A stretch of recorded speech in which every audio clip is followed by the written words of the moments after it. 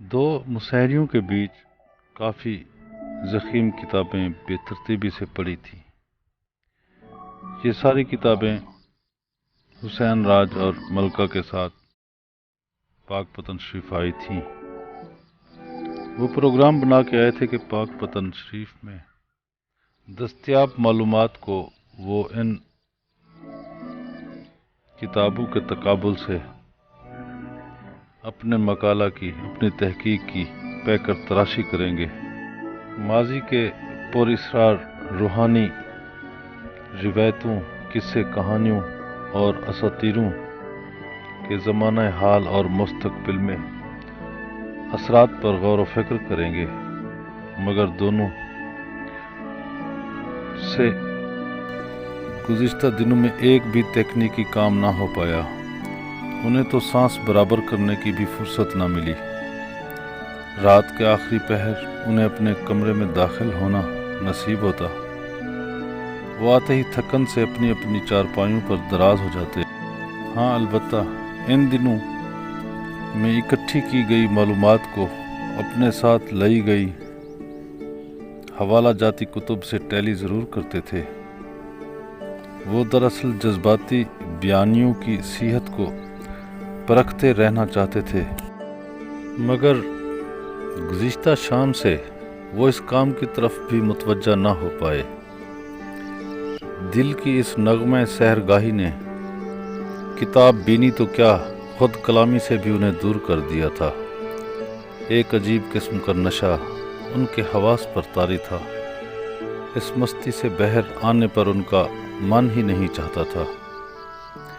وہ جدید دنیا کے لوگ تھے، انہیں اپنے احساسات کے بیان پر کافی مہارت حاصل تھی، مگر نہ جانے کیا چیز انہیں اپنے احساسات ایک دوسرے سے بھی بیان کرنے سے روک رہی تھی۔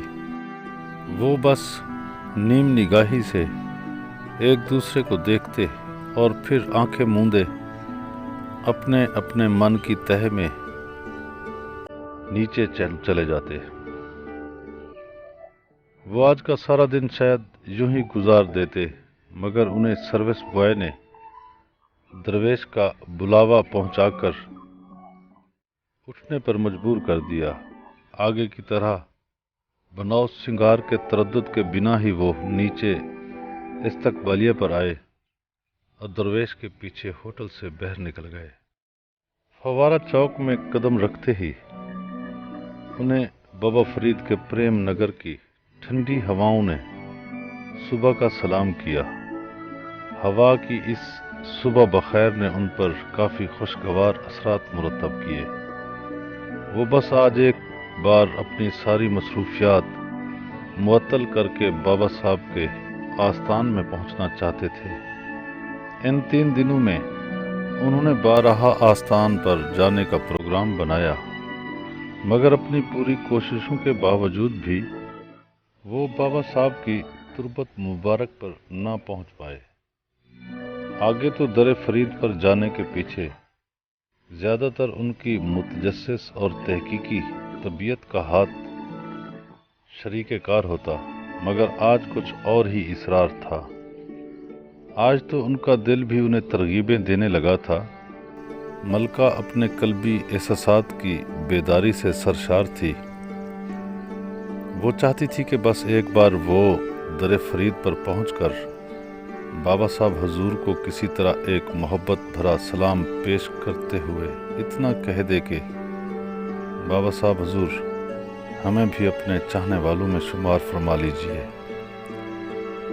یعنی وہ دوسرے لفظوں میں بابا صاحب حضور کو لو یو کہنا چاہتی تھی۔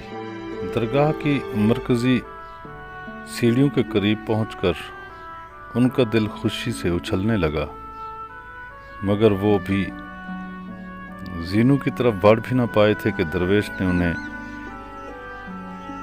تحکمانہ انداز میں اپنے پیچھے پیچھے چلنے کا اشارہ کیا۔ ایک بار تو ان کے جی میں آیا کہ وہ اس درویش کو کھری کھری سنا کر زینو کی طرف بھاگ کھڑے ہوں، مگر پھر نہ جانے کس بات نے انہیں ایسا کرنے کی بجائے درویش کے پیچھے کشاں کشاں بڑھا دیا۔ وہ دربار کی چڑھائی چڑھ کر بابا صاحب حضور کے پرانے داخلی دروازے کے سامنے رکے۔ یہ دروازہ انہیں ولیوں کی گزرگاہ بتایا گیا تھا، مگر ان کے نصیب میں اتنے مقدس دروازے سے گزر کر یار فرید کے آنگن میں پہنچنا کہاں لکھا تھا۔ دروازے سے بڑھتے ہی دونوں نے دلگیر آواز میں بابا صاحب حضور کو مخاطب کرتے ہوئے کہا، سائیں جی، ہم بھی تماشائے دید مانگتے پھرتے ہیں، مگر ہم جیسے دنیا داروں کو اس مقدس دروازے سے بھلا کون گزرنے دے گا۔ آج ان کے لبوں پر بابا صاحب کے چاہنے والوں کے جیسے حرف شکایت کیوں بلند تھے؟ ان دونوں نے پل بھر کے لیے اپنے ذہنوں کو جھٹکتے ہوئے کہا، ہم کوئی بابا صاحب کے چاہنے والے تھوڑی ہیں، ہم تو یہاں اپنے کام کی غرض سے آئے ہیں، ہمیں یوں بے سمجھ زائرین کی طرح ارداسیں کرنے کی بھلا کیا ضرورت ہے۔ اس خود کلامی کے ساتھ ہی ان کے دل بجھ سے گئے۔ ان کے دل شاید کسی اعجاز حسن کے منتظر تھے۔ ان کے انداز بے رخی سے ان کے قلب مجروح تھے۔ وہ بابا صاحب حضور کے چاہنے والے تھے یا نہیں، مگر انہیں پاک پتن شریف کے درویش سے یوں بے نیازی برتنے پر دکھ ضرور محسوس ہوا۔ نیاز مندانہ عجز میں انہیں ایک ایسی دلگیری ملی اور بے اتنائی میں انہیں بے کیفی سی لگی۔ انہیں تعلق کی پاسداری میں زیادہ حظ محسوس ہوا، اسی لیے انہوں نے بلا اکراہ اسی تعلق کو ہی اپنے لیے موضوع گردانا۔ درویش کے دامن سے بندھے وہ شاید کہیں اوپر ہی پہنچنے لگے تھے۔ وہ ڈھکی کی نشست گاہ کی طرف جا رہے تھے۔ ایک اونچا سا ٹیلا انہیں جھک کر ہاتھوں سے پکڑ کر اوپر اپنی بلندیوں کی طرف کھینچ رہا تھا۔ آستان کی بائیں بلند قامت دیوار کے سائے چائے کی ایک ہٹی سے لہلہاتے ہوئے مٹی کے تھڑے پر بچھی کھجوروں کی صفوں پر بیٹھے زائرین پر پڑنے لگے تھے، جہاں لوگ چائے اور سگریٹ سے اپنے اعصاب سلا رہے تھے۔ حسین راج اور ملکہ ان زائرین پر اچٹتی نظر ڈالتے ہوئے آگے بڑھے۔ چڑھائی تو ختم ہی نہیں ہو رہی تھی، ٹیلے کی چوٹی ابھی کافی دور تھی کہ انہیں درویش کی آواز سنائی دی، یہ بابا صاحب کی ڈھکی ہے۔ وہ ایک چھوٹی سی نشست گاہ کے سامنے رک کر ان سے مخاطب تھا۔ یہ بابا فرید سرکار کی پہلی نشست گاہ ہے، یہاں بابا صاحب اپنے مرشد حضرت قطب الدین بختیار کاکی رحمت اللہ علیہ کے حکم پر مسند نشین ہوئے تھے۔ نشست گاہ کی ننھی منھی لوہے کی گرل کے پیچھے دیوار پر تاریخ اس کے ماتھے پر چراغ چشتیاں راہ روشنائی کا شعر مرقوم تھا۔ درویش نے حسین راج اور ملکہ کو اس نشست گاہ کے عین پیچھے ایک بلند و بالا عمارت کے دروازے کے سامنے جا کھڑا کیا۔ یہ دیوان صاحبان یعنی بابا فرید سرکار کی اولاد کے مہمان خانے تھے۔ درویش انہیں ایک مہمان خانے میں لے گیا۔ وہاں مختلف شہروں سے آئے ہوئے کافی لوگ اکٹھے تھے۔ کمرے میں موجود اشخاص اپنی وضع سے اعلیٰ مناصب کے حامل لگتے تھے۔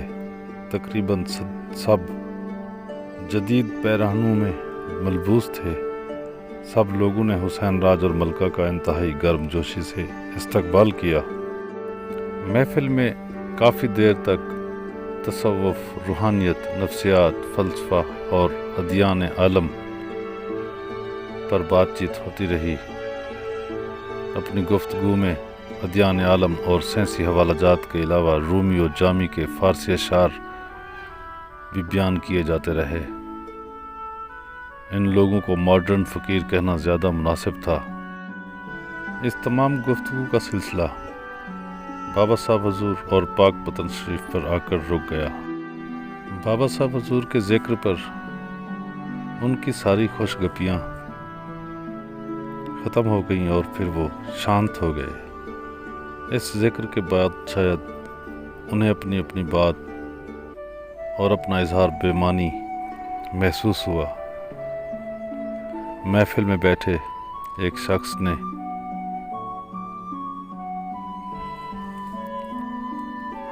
ایک بار سب لوگوں کو دیکھا۔ وہ شاید محفل کی سنجیدگی کو ملاحظہ کرنا چاہتا تھا۔ وہ اپنی بات سے پہلے سب کی توجہ چاہتا تھا۔ اب اس نے ذکر ایسا چھیڑ دیا کہ سب پن ڈراپ سائلنس کی حالت میں چلے گئے۔ بھرپور تسلی کے بعد وہ شخص لبے گویا ہوا۔ ایک بار ایک بڑے اعلیٰ پائے کے عالم پاک پتن شریف آئے۔ وہ عالم صاحب بابا فرید سرکار کی شرح آفاق ہستی سے شاید کچھ نالاں تھے۔ عالم صاحب کی تمام تر علمیت کے باوجود دلی میں بھی بابا صاحب کے مقابلے میں انہیں کوئی خاطر میں نہ لاتا تھا۔ دلی سے سینکڑوں میل دور بیٹھے ایک درویش نے دارالحکومت کے لوگوں کو اپنا تابع فرما بنا رکھا تھا۔ شاید اسی شخصی کلٹ پرسنالٹی کلٹ کی بنا پر وہ عالم بہت انگیختہ تھے۔ بالآخر اپنی کور چشمی کے ہاتھوں مجبور ہو کر انہوں نے ایک روز پاک پتن شریف جا کر بابا صاحب کی علمی حیثیت کو بے بھرم کرنے کا پروگرام بنایا۔ اس مقصد کے حصول کے لیے عالم صاحب دن رات عرق ریزی سے دقیق ترین سوالات کی ایک فہرست تیار کرتے رہے۔ اس حجتی سوال نامہ کی تیاری کے بعد وہ ایک روز پاک پتن شریف آن پہنچے۔ بابا صاحب اپنے چاہنے والوں کے ہمراہ محفل میں تشریف فرما تھے۔ وہ عالم صاحب سلام دعا کے بعد محفل میں ایک جگہ بیٹھ گئے۔ محفل میں 4 چاند لگے تھے۔ لوگ بابا صاحب کے عشق و مستی میں خود سے بیگانہ ہوئے بیٹھے تھے۔ ایسے میں عالم صاحب اٹھے اور بابا صاحب حضور کو مخاطب کر کے کہا، ہم دلی سے آپ کی کیمیا گری کے چرچے سنائے ہیں۔ سنا ہے آپ نے بڑے بڑے علمی مسئلوں کی گرہ کشائی کی ہے۔ آپ کی علمیت کا شہرہ سن کر میں بھی کچھ سوال لے کر حاضر ہوا ہوں۔ مجھے بڑی امید ہے کہ آپ میرے سوالات کے جواب دیں گے۔ بابا صاحب حضور نے دھیمے لبے لہجے میں فرمایا، میں تو خود ایک طالب ہوں، باہر کیف آپ سوال پوچھیں، اگر مجھے جواب آتے ہوئے تو ضرور اپنی حیثیت کے مطابق جواب دوں گا۔ آپ نے پاسداری کے تمام قاعدے پورے کیے رکھے۔ اسی اثناء میں دلی سے آنے والا عالم بھری محفل میں اٹھ کھڑا ہوا اور اپنا سوال بآواز بلند کیا۔ بابا صاحب تھوڑے سے توقف کے بعد خاموش رہے، گویا یہ خاموشی سوال کے جواب نہ دے سکنے کی ایک علامت تھی۔ عالم کا حوصلہ تھوڑا بلند ہوا۔ اس نے دوسرا سوال اٹھایا، مگر بابا صاحب حضور جواب میں خاموش ہی رہے۔ ادھر عالم نے پہلے سے بھی زیادہ چابک دستی سے اپنا تیسرا سوال کیا۔ بابا صاحب حسب سابق خاموش رہے۔ اب تو گویا عالم کے جذبات بے قابو ہو رہے تھے۔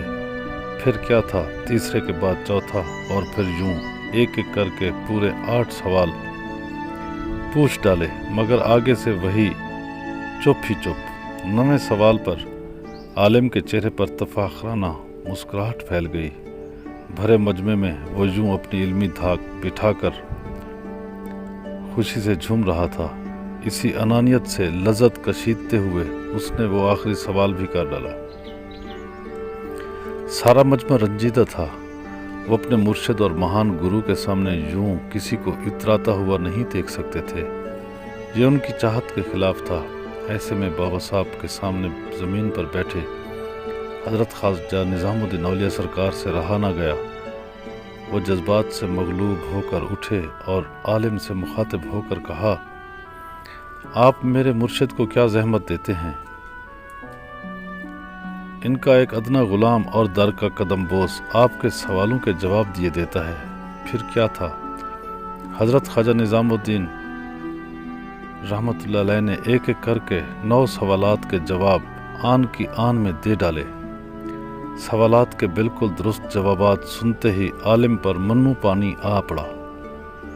وہ بیچارہ مارے خفت کے محفل سے اٹھ کر چلا گیا اور واپسی پر الوداعی سلام کرنا بھی بھول گیا۔ ادھر بابا فرید سرکار کے ارادت مندوں کے چہرے تمتما اٹھے، مگر بابا صاحب کے چہرے پر یک لخت افسردگی کے بادل سایہ فگن ہو گئے۔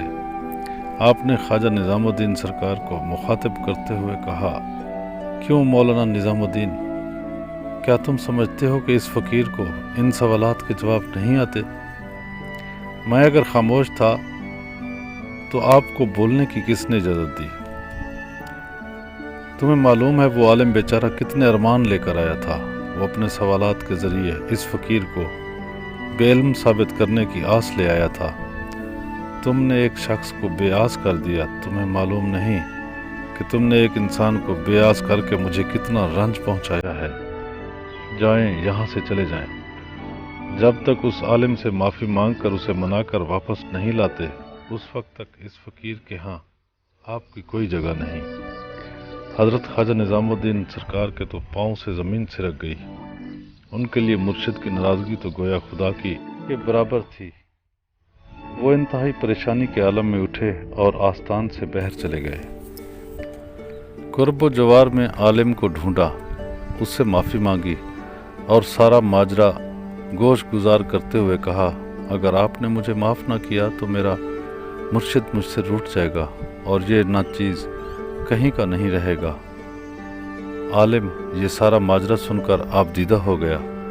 اسے بابا فرید صاحب کی انسان دوستی کے ایک لمحے میں انا کے قاتل شکنجے سے نکال کر مقام بندگی پر لا کھڑا کیا۔ وہ تو عقل پر مان کرنے والا صاحب علم تھا، مگر دل کے مہاراج کی خاموشی نے اسے مسخر کر دیا، اس کا دل جیت لیا۔